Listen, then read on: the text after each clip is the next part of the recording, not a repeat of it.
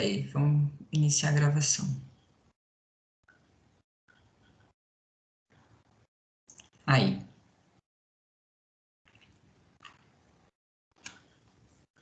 Então, vamos lá, pessoal.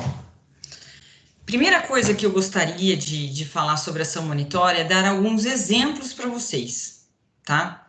Vocês vão reparar que a ação monitória, ela é uma ação de conhecimento, ela é um processo de conhecimento, mas o que predomina nessa ação são os atos executórios logo no início do processo, tá? Vocês vão verificar que ela é uma ação de conhecimento de jurisdição contenciosa que tem rito especial. Mas por que que ela tem rito especial? Ela tem rito especial porque se a gente... Qual que seria, Priscila, Romero, o que vocês acham? O que predomina numa ação cognitiva, num processo de conhecimento? Lucas, o Vitor, o que vocês acham? O que predomina? Lembra o processo de conhecimento? Que o processo de conhecimento ele é desenvolvido em várias fases. A fase postulatória, a fase saneadora, a fase instrutória de produção de provas, depois a fase decisória, que é a sentença, depois a fase recursal e a fase executória. O que predomina num processo de conhecimento? Por que a gente chama de processo cognitivo, processo de conhecimento?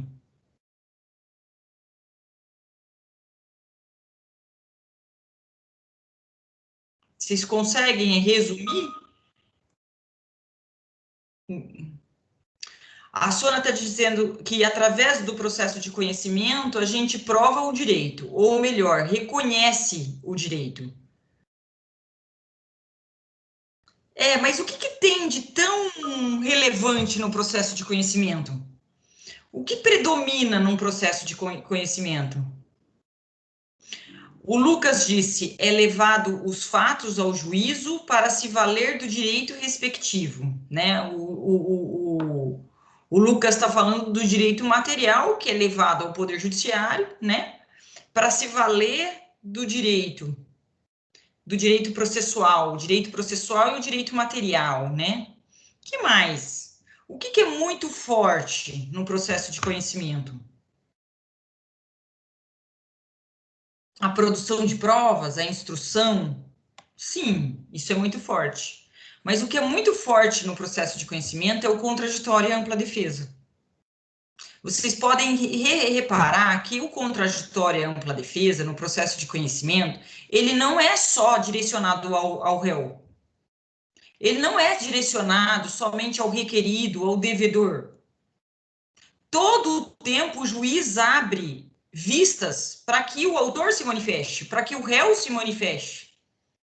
Se a Priscila, como autora, ela junta uma prova, o juiz abre espaço para o Romero também se manifestar quanto àquela prova. Tudo que ocorre no processo de conhecimento pressupõe em que as partes podem se manifestar. Do mesmo jeito que a petição inicial, vem logo em seguida a contestação para impugnar a petição inicial.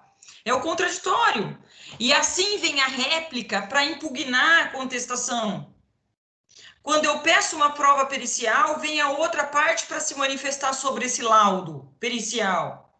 Todo o tempo aparece aí o contraditório e a ampla defesa, não só ao credor, não só ao réu, mas também ao autor da ação. Então, quando a gente fala num processo de conhecimento, a gente fala num processo que pressupõe aí uma amplitude de produção de provas, né? Na verdade, uma amplitude de defesa. E agora, quando eu falo do processo de execução, o que vem na cabeça de vocês quando a gente fala em processo de execução?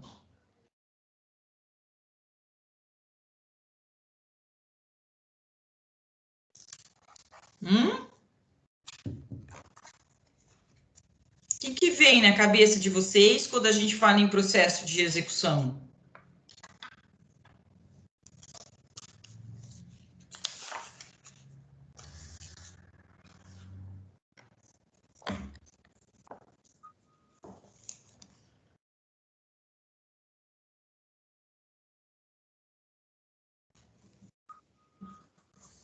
Não. O que é executar?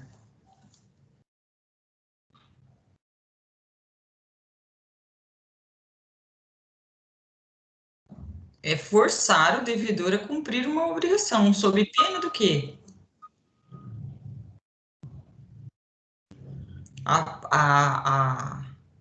Não, ao contrário, no processo de execução não tem sentença.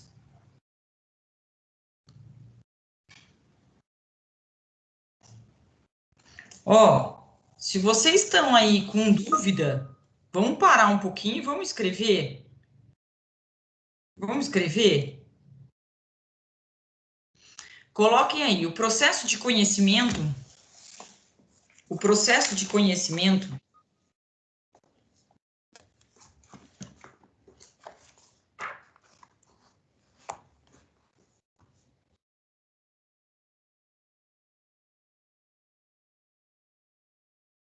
O processo de conhecimento é um processo onde se predomina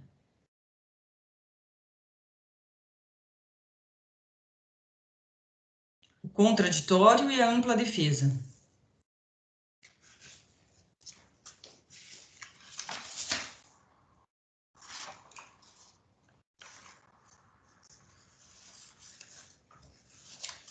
O contraditório e a ampla defesa. Ponto. É um processo que se desenvolve através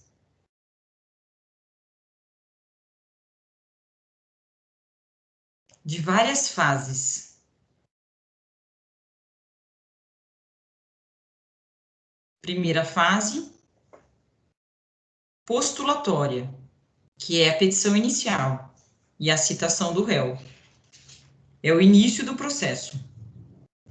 A fase postulatória, que é a petição inicial e a citação. É a introdução, é o início do processo. A segunda fase, saneadora.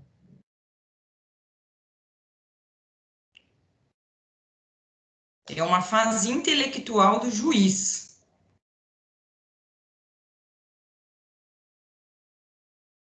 Ele vai verificar se marca ou não audiência de conciliação.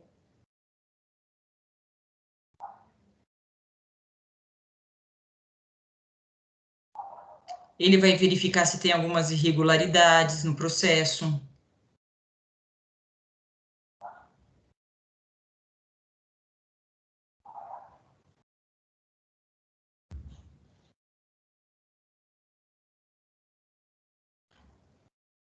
Ele vai dar um rumo ao processo. Isso vai depender do que está trazido ali na contestação, na petição inicial e na contestação no decorrer desse processo. A terceira fase, instrutória, que essa fase é muito típica do processo de conhecimento, que é a produção de provas, que é o contraditório, que é a ampla defesa, no que se refere às provas.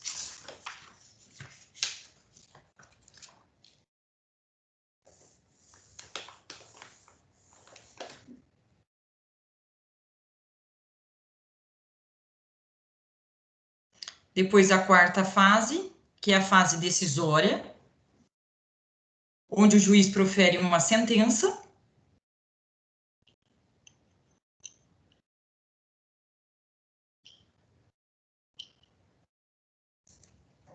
A quinta fase é a fase recursal,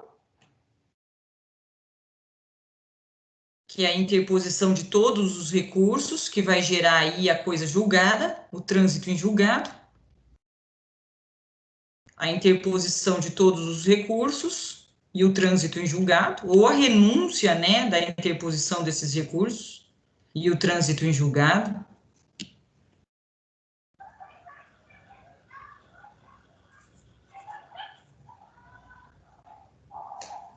E a sexta fase, que é a fase executória.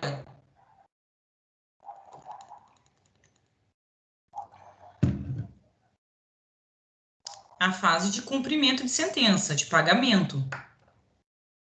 Cumprimento da obrigação. Uma fase de forçar o devedor a pagar o que está estampado na sentença.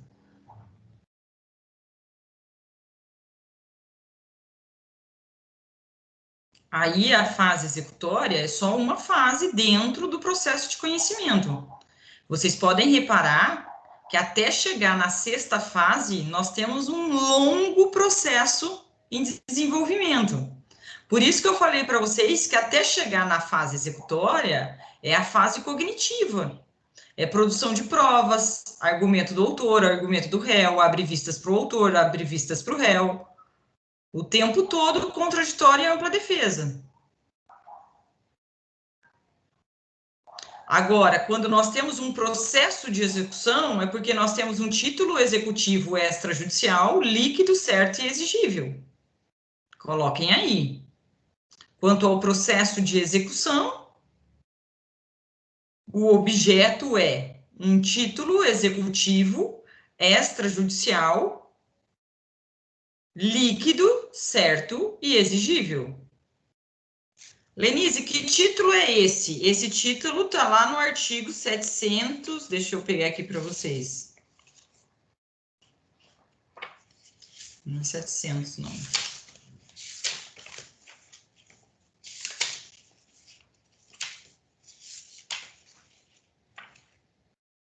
R$ 784.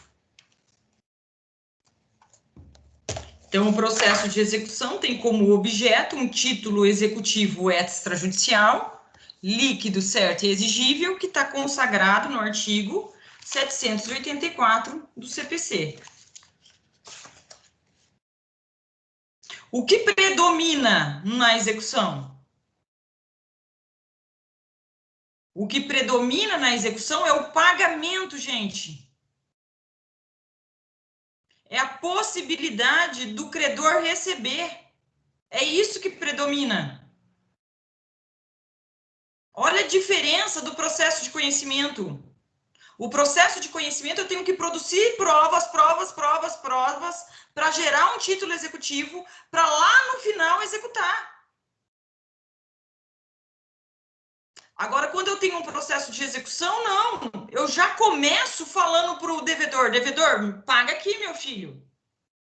Quando eu tenho um processo de execução, é porque eu já tenho um documento dizendo que o devedor tem que me pagar e que eu sou a credora. Então, o que é típico do processo de execução é o pagamento. É a possibilidade de pagamento. Sob pena do quê? Sob pena dos seus bens serem penhorados, avaliados e arrematados em leilão. Então, o que predomina no processo de execução é a possibilidade de um pagamento. A possibilidade de forçar o devedor a cumprir a obrigação. E se ele não pagar, os seus bens serão penhorados, avaliados e arrematados em leilão. Então, o que predomina no processo de execução, além do pagamento, é a responsabilidade patrimonial do devedor. Se ele não paga suas dívidas, o seu patrimônio paga. O seu patrimônio é responsável por suas dívidas. Olha aí a responsabilidade patrimonial do devedor. É a penhora. Até 1995, nós tínhamos essas duas realidades. Vamos imaginar que esse anel aqui, ó, eu vendi para o Romero esse anel, tá? E eu falei para ele, olha, esse anel vai custar R$ 1.000. Mas vamos fazer o seguinte, você pode me pagar esses R$ 1.000 no dia 1º de junho. E como eu confio no Rô, a gente é primo e tudo mais, eu falo, Rô, tá aqui o anel, pode levar. Pode levar o anel e depois você me paga. Só que a Priscila participou de tudo isso. Nós dois, eu e o Homero, fizemos um contrato verbal. Nós não temos nenhum documento que comprova isso. Eu confiei na palavra dele. Eu confiei nele. Eu entreguei o anel para ele na confiança, na boa fé. de que ele iria me pagar. Chegou no dia 1º de junho, ele não me pagou. Passou 1º de julho, também não me pagou. 1º de agosto, não me pagou. Já pedi para ele, então, devolver o anel. Ele também não devolve o anel. O que eu vou fazer? Eu vou entrar com uma ação de cobrança contra ele. E por que a ação de cobrança é uma ação de um processo de conhecimento de rito comum? Porque ela não está consagrada como rito especial. Por que eu vou entrar com uma ação de cobrança? Porque eu tenho que produzir provas. Eu tenho que levar a Priscila, eu tenho que levar a Larissa para a audiência, para mostrar as minhas provas testemunhais, que é a única coisa que eu tenho. Eu vou pedir o depoimento do Romero, o Romero pede o meu depoimento, e eu vou ingressar contra ele com uma ação de cobrança, processo de conhecimento. Agora, vamos imaginar que ele me deu um cheque para dia 1º de junho. Daí é diferente. Eu tenho um documento que tem força executiva. Eu tenho um documento que é um título executivo extrajudicial. Daí, nesse caso, eu vou ingressar com um processo de execução para executar o cheque do Romero que voltou por falta de fundos, aonde ele será citado para pagar. No processo de cobrança, ele vai ser citado para se defender, para comparecer numa audiência de conciliação e, se não houver o acordo, ele se defender. No processo de execução, ele é citado de cara, de imediato, para pagar, porque pressupõe que nós tenhamos um título executivo extrajudicial, que é o cheque. Até 1995, eu tinha essas duas opções. Ou eu ingressava com uma ação de conhecimento, uma ação de cobrança, ou eu ingressava com uma ação de execução. Lenise, mas se o cheque prescreveu, o que você fazia? Entrava com uma ação de cobrança. Lenise, se o contrato que você fez escrito com o Romero está assinado pelas testemunhas, você assinou, mas o Romero não assinou e ele fala que não vai assinar. Só é contrato particular. O contrato só é um título executivo extrajudicial se for assinado pelas partes e por duas testemunhas. Então, eu só tinha essa opção. Ou eu ingressava com o processo de execução, ou eu ingressava com uma ação de cobrança, que é o processo de conhecimento pelo rito comum. Eram as duas opções que eu tinha, até 1995. E em 1995, o que o legislador fez? Estava em vigor o Código de Processo Civil de 1973. O que o legislador fez? Vamos criar uma ação chamada ação monitória, que ela vai ser um misto do processo de conhecimento com o processo de execução. Ela vai estar no meio do processo de conhecimento do rito comum com o processo de execução. Ela vai ter características do processo de conhecimento, ela é um processo de conhecimento, mas ela vai ter predominância de atos executórios, de atos executivos. Então, aqui, olha, eu coloco para vocês, nesse primeiro slide, qual é a finalidade da ação monitória. É permitir ao credor que esteja munido de documento escrito que não tenha eficácia executiva, obtenha a satisfação do seu crédito de uma forma mais rápida que a ação de conhecimento pelo rito comum. Vocês vão verificar que a ação de cobrança, como que ela, se você optar por uma ação de cobrança, Rô, como que ela vai se desenvolver? Petição inicial, ó. Petição inicial, isso o rito comum, ação de cobrança é pelo rito comum. Citação, audiência de conciliação, contestação, é assim que ela vai se desenvolver. Réplica, sentença. Réplica, desculpa, audiência de instrução e sentença. Sentença. É assim que uma ação de cobrança ela vai transcorrer, pelo rito comum. Quando você não tem documento nenhum que comprove aquela situação. Se você tem um cheque, um documento que comprova a situação, você vai ter que é um título executivo extrajudicial, você tem que optar pelo processo de execução. Como que o processo de execução se desenvolve? Petição inicial, citação para pagar, pagamento, não pagou? Não pagou. Ó a diferença. Pula uma etapa. Não pagou, penhora, avaliação do bem penhorado, leilão do bem penhorado, pagamento. Converte em pagamento.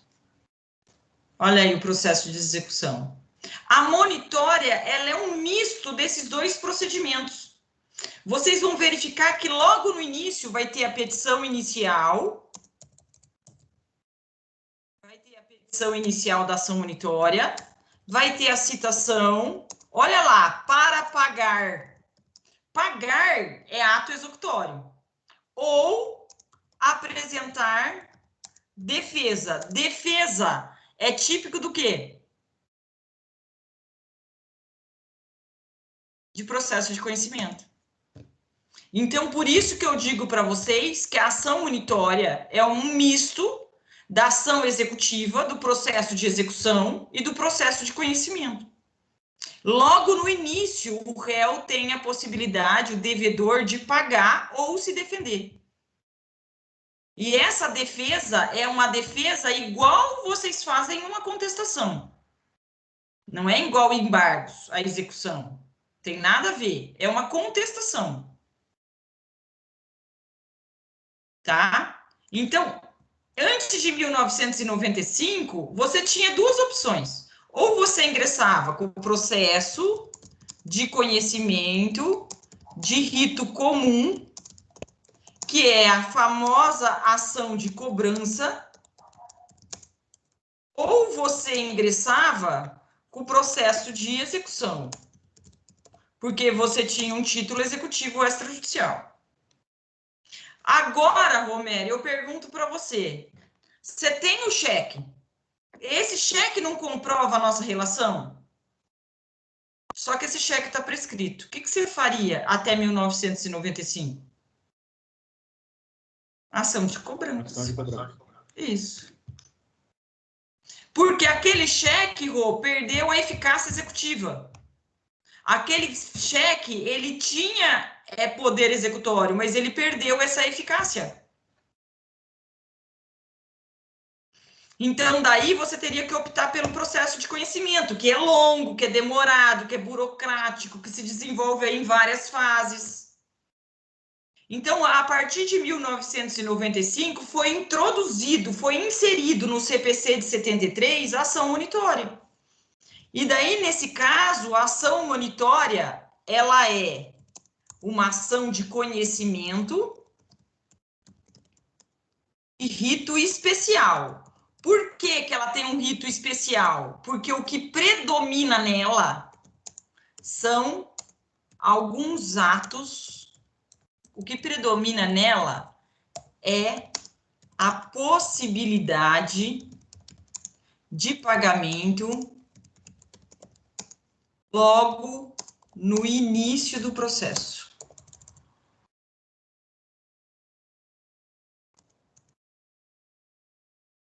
Uma ação de conhecimento, o início dela é defesa. Um processo de conhecimento predomina defesa. Então, aqui nós temos uma ação monitória, que é uma ação de conhecimento com rito peculiar, com rito diferenciado. Por quê? Porque logo no início do processo, o réu será citado para pagar. Porque nós temos um documento, ou esse documento nunca teve eficácia executiva, ou porque esse documento escrito perdeu a eficácia executiva.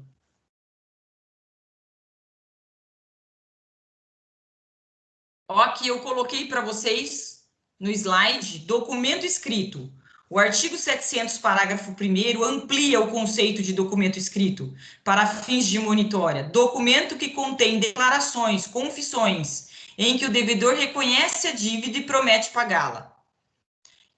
Como também títulos executivos que perderam a eficácia executiva. E até mesmo uma prova oral que foi documentada. Gente, esse documento escrito, se a gente for verificar hoje, esse documento, ainda mais hoje, gente, você vai fazer, vai comprar um sapato. Você já manda pelo WhatsApp, você já manda o número, você já manda o sapato que você quer, você manda a cor que você quer pelo WhatsApp. Você já faz um Pix, um comprovante de pagamento, transfere na hora lá para a loja. Isso é um documento escrito. Exatamente, uma simples declaração de próprio punho, é um documento escrito. De repente, eu mando para vocês, por exemplo, um e-mail, né? Dizendo, Romero, eu vou te pagar no dia 1º de junho, ok? Obrigada pelo relógio, valeu, estou usando pra caramba. Pronto. Ali se comprova a relação obrigacional. Comprovou. Eu não posso ingressar com uma ação monitória se eu não tenho documento nenhum. Se eu não tenho documento nenhum, eu tenho que ingressar com uma ação de cobrança. Uma ação monitória é porque eu tenho um início de prova. Eu tenho um documento, um cheque prescrito, um título executivo extrajudicial que tem algum defeito, que está prescrito, que não foi preenchido de forma adequada, ou um e-mail. Gente, até pouco tempo atrás, olha, minha filha tem 10 anos. Quando a Marina nasceu, não tinha celular. Tinha, eu acho que era aquele celular, não tinha WhatsApp. Isso não tinha. Tava começando, eu acho, o WhatsApp. Entendeu? Então, há 10 anos atrás, quando a gente falava em documento escrito, a gente se restringia a falar que documento escrito para fins de ação monitória era só os títulos executivos que perderam a eficácia executiva. Os títulos que perderam a eficácia executiva. Um cheque prescrito, um contrato que não estava assinado, daí uma nota promissória prescrita, uma duplicata prescrita. Daí eu poderia ingressar com ação monitória. Hoje em dia, esse conceito de documento escrito para embasar uma ação monitória é muito amplo. Eu fazia até uma interpretação mais restritiva, né? Porque senão acaba com a ação de cobrança. Mas se você for ver, a ação de cobrança ela é muito burocrática, ela é lenta, ela é demorada. Então, aqui na ação monitória, o devedor já tem a possibilidade de pagar logo de início. Então, isso é muito bom. Então, se eu puder sempre optar por uma ação monitória, é melhor.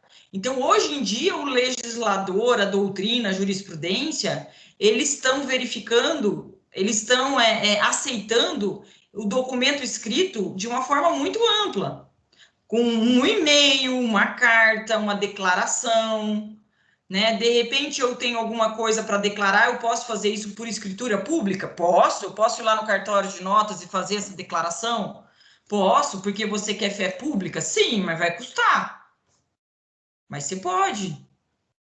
Então, esse documento escrito ficou bastante amplo atualmente. E dá muito mais celeridade ao processo, ação monitória. Lenise, eu posso ingressar com uma ação monitória para cobrar uma quantia em dinheiro? Sim. Essa quantia em dinheiro tem que estar estampado, por exemplo, no cheque prescrito, né? No e-mail que vocês mandaram. Eu posso ingressar com uma ação monitória para cobrar uma obrigação de fazer ou não fazer?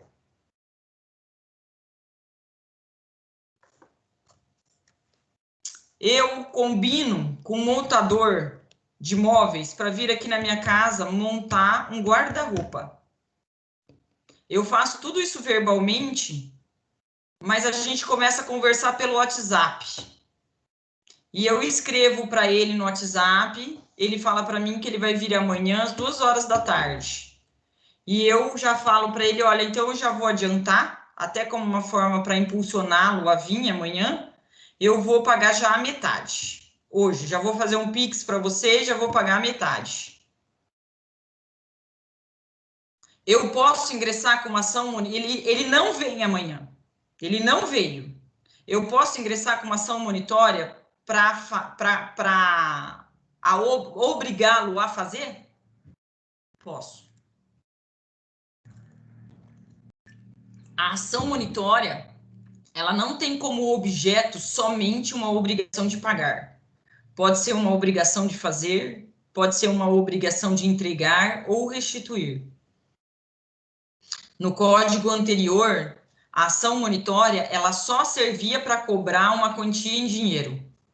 No CPC de 2015, eu posso cobrar uma quantia em dinheiro, como também eu posso cobrar uma obrigação de fazer, de não fazer, de entregar ou de restituir, que esteja, essa obrigação esteja consagrada num documento escrito.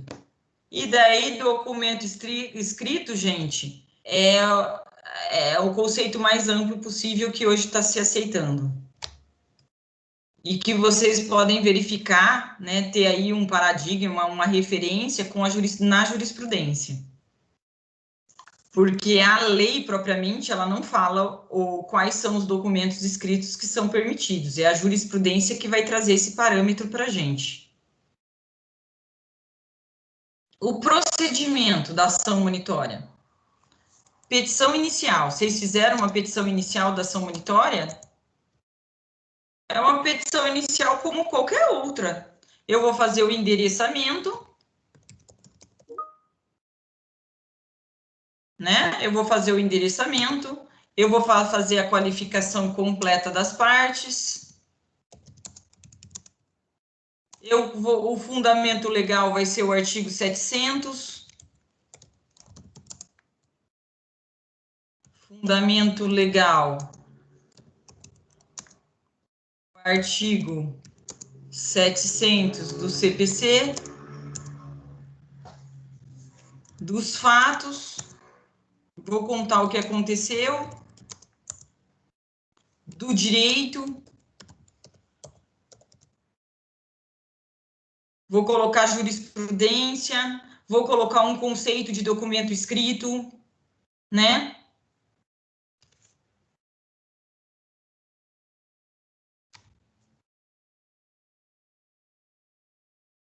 Dos pedidos, eu vou pedir a procedência da ação, eu vou pedir para que o réu seja citado para pagar,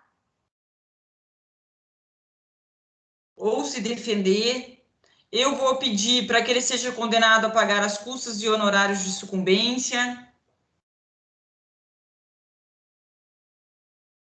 Posso colocar o meu interesse na conciliação, porque ela é um processo de conhecimento. Vou protestar por todos os meios de prova. E vou colocar o valor da causa. Uma petição como qualquer outra. Provas e valor da causa. O que eu vou juntar de documentos? Vou juntar o RG do meu cliente, o CPF do meu cliente, o comprovante de residência do meu cliente, como eu faço em todas as peças. Vou colocar a procuração. E se eu não for, e vou colocar que eu tenho que colocar obrigatoriamente, senão essa ação vai ser indeferida, tenho que colocar o documento escrito, que é o objeto principal, que comprova a relação obrigacional entre nós. E eu vou pagar algumas guias, como eu faço em todas as ações. São guias chamadas custas iniciais, que eu pago para o Estado, se eu não for beneficiária da justiça gratuita, se eu não for beneficiária da assistência judiciária, se eu não estiver atuando no juizado especial, porque no juizado especial eu não posso ingressar com uma ação monitória.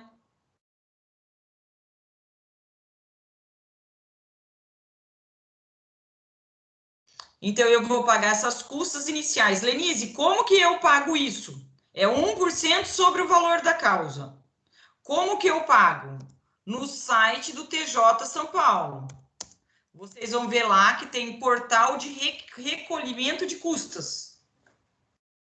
Quando vocês colocarem nesse portal, vai abrir lá para que seja expedida a guia.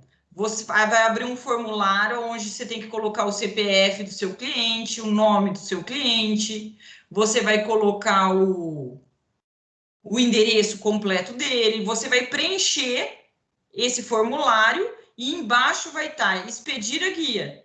Expediu a guia, imprimiu, o cliente pagou. E vocês vão colocar o comprovante de pagamento. No próprio site do TJ vocês vão fazer isso. É um portal de recolhimento de guias. Nesta mesma guia que você pagou, nesse mesmo cadastro que você preencheu, vai ter lá uma taxa de mandato. Essa taxa de mandato é uma taxa de procuração, que antigamente essa taxa ia para a CAASP, que é a Caixa de Assistência dos Advogados. E hoje em dia não está indo. Então, o STF tem entendido que essa taxa ela é inconstitucional. Então, hoje, ainda está um pouco obscura essa situação. Então, tem algumas pessoas que estão pagando já a taxa, para não ter erro. Tem outros advogados que não estão pagando essa taxa. Tem juízes que vão mandar pagar, tem juízes que não estão mandando pagar, porque ainda está meio obscuro, está num momento de transição. Mas o STF já se declarou o seu posicionamento, que é inconstitucional essa taxa. E eu vou pagar as diligências do correio ou do oficial de justiça no site do Banco do Brasil.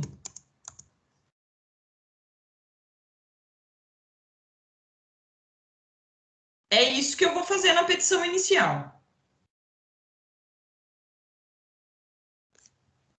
Feita a petição inicial, distribuída a petição inicial para a primeira vara civil da comarca de Assis, por exemplo, né? Vai ocorrer, tá tudo em ordem, não tem nenhum vício. Se tiver algum vício sanável, o juiz vai pedir para você arrumar, para você complementar.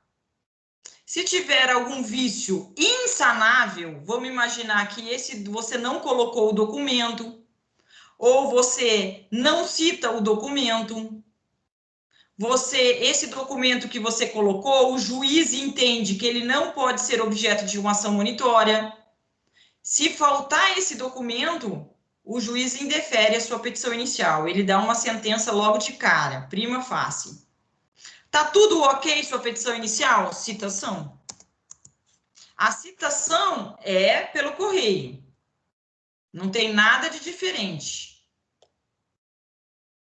A petição inicial, o que ela teve de diferente? O documento escrito, que não pode deixar de juntar. A citação não tem nada de diferente. É pelo correio, pode ser, você pode pedir para o oficial de justiça e, de repente, pode ser por edital, se a pessoa estiver em lugar incerto, não sabido, desconhecido. E agora ele é citado para quais são as opções, vamos colocar aqui, do devedor, do réu. Quais são as opções dele? Chegou lá na sua casa a citação. O que você pode fazer agora? Vamos verificar quais são as opções do réu? As opções do devedor? Ó, pagar.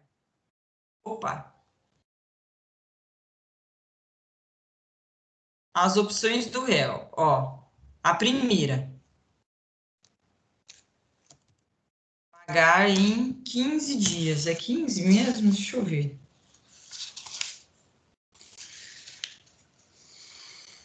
É. Pagar em 15 dias. Se ele pagou em 15 dias, o que vai acontecer? Aquele mandado citatório vai ser transformado em mandado de cumprimento.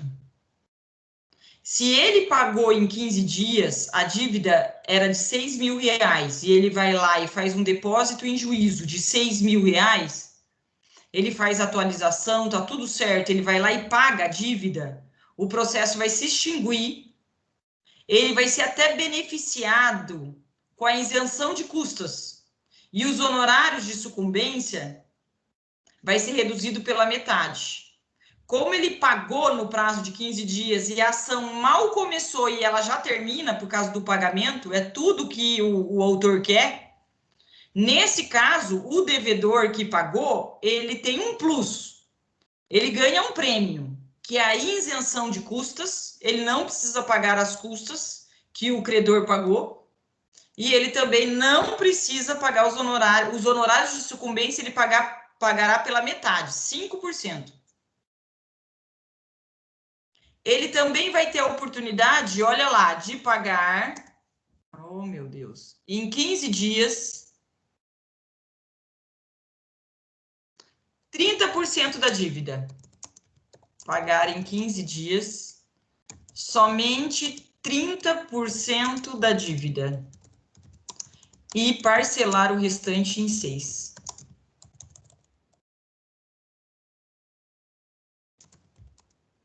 Em 6 vezes. É a aplicação do artigo 916 do CPC.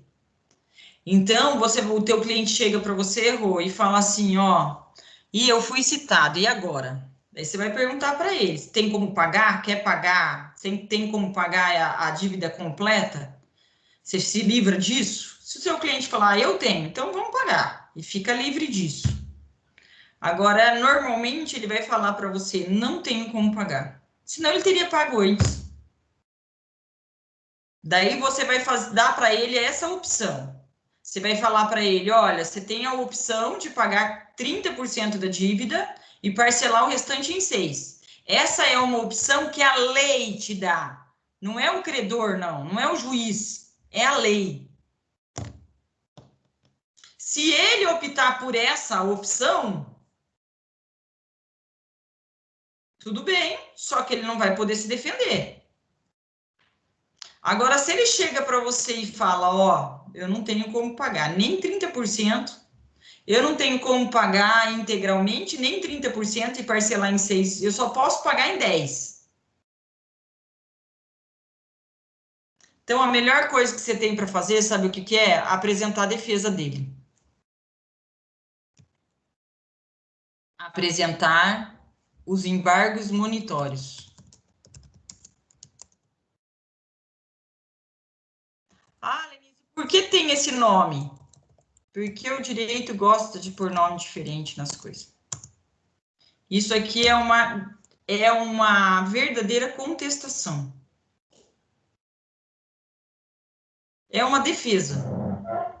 Vocês vão endereçar para o juízo que está o processo, não precisa qualificar as partes, vão colocar alguma preliminar que tiver do artigo 337, vão impugnar os pedidos da petição inicial. É uma verdadeira contestação, só que ela é chamada de embargos monitórios, porque a ação monitória ela é diferente, ela é uma ação de rito especial, ela tem que ter as suas particularidades.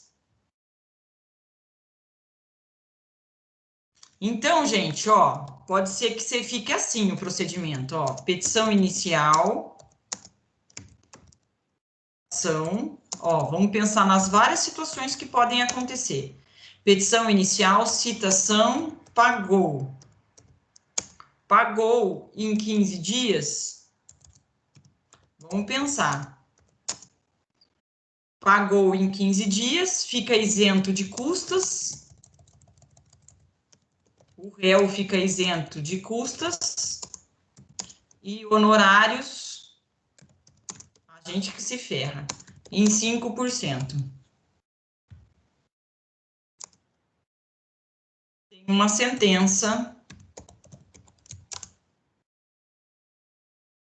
de pagamento, de homologatória do pagamento. Acabou o processo. É tudo que, ó, o ato executivo aí, a possibilidade de pagar e para acabar com o processo, logo no início.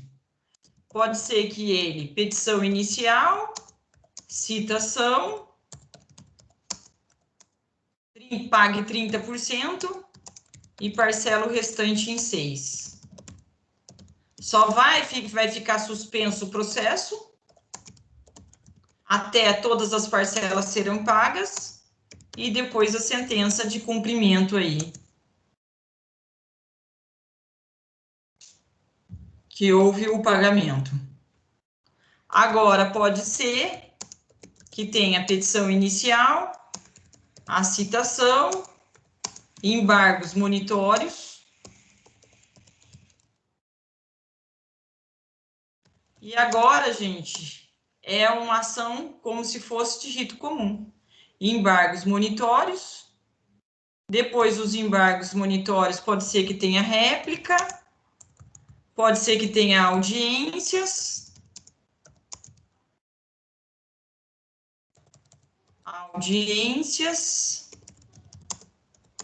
sentença, recursos. Daí é um processo de conhecimento como se fosse rito comum. Por que que a ação monitória foi colocada pelo legislador como uma ação de rito especial? Agora é com vocês.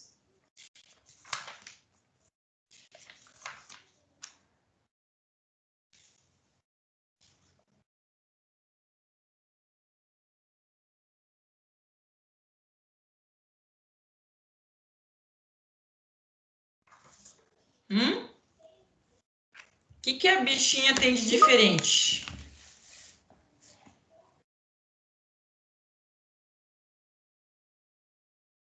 O pagamento logo no início, exatamente, a possibilidade de pagamento logo no início, que normalmente isso não ocorre no processo de conhecimento, e ela é um processo de conhecimento.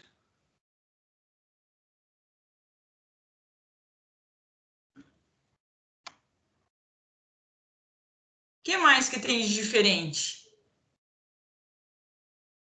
Essa opção de pagar 30% e parcelar o restante em 6 é uma opção típica do processo de execução. Eu não posso fazer numa ação de cobrança isso. Isso é típica, essa opção é típica do processo de execução.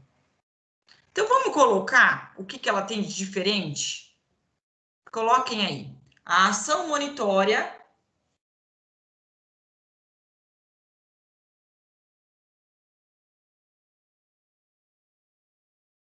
tem um procedimento especial pelos seguintes motivos.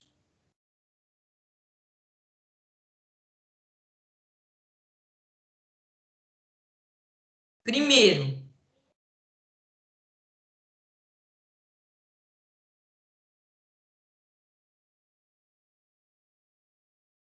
o réu é citado para pagar.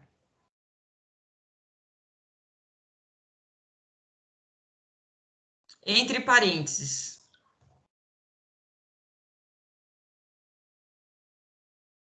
Entre parênteses. No processo de conhecimento pelo rito comum, o réu é citado para se defender.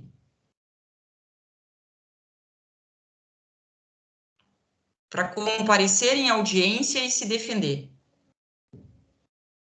Fecha parênteses. 2.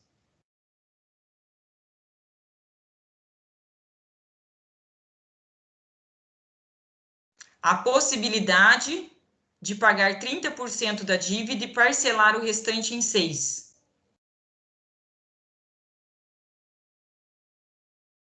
Entre parênteses. A possibilidade de pagar 30% da dívida e parcelar o restante em 6 vezes. Entre parênteses.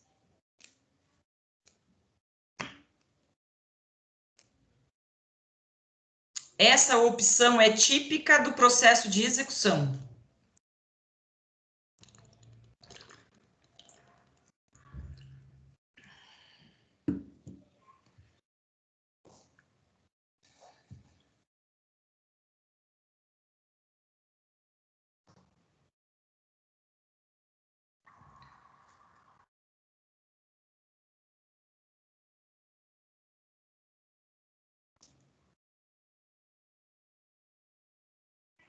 3.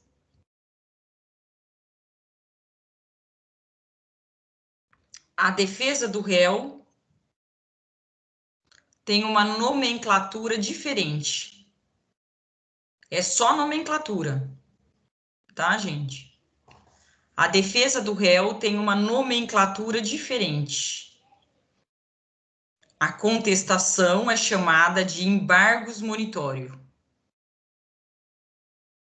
É isso que ela tem de diferente.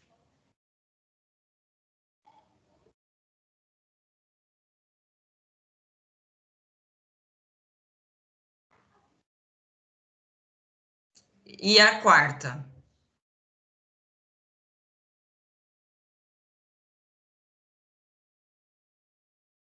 O objeto da ação monitória é um documento escrito.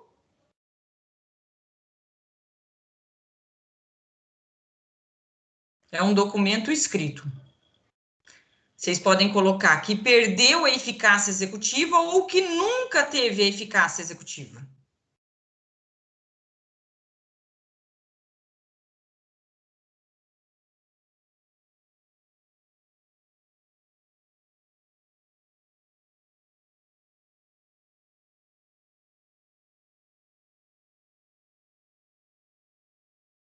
Alguma dúvida?